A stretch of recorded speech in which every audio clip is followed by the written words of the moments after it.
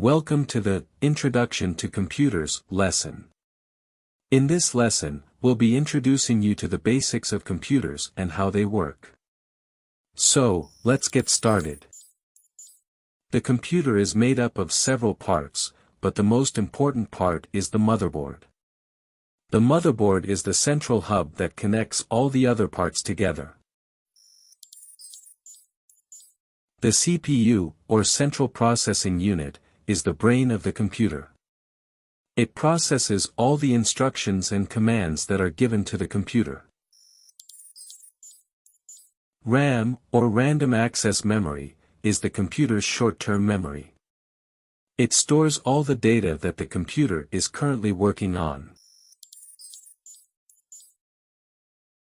The hard drive is the computer's long-term memory.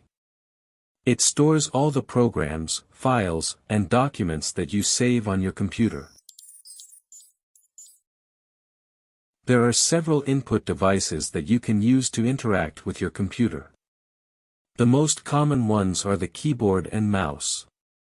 The keyboard is used to type text, while the mouse is used to click and select items on the screen. The output devices display the information that the computer is processing. The most common output devices are the monitor, which displays the images and text, and the speakers, which play audio. The operating system is the software that manages all the computer's resources and programs. It is the interface that you use to interact with your computer. The desktop is the main screen that you see when you start up your computer. It displays all the icons and shortcuts to your programs and files. The Internet browser is the program that you use to access the Internet.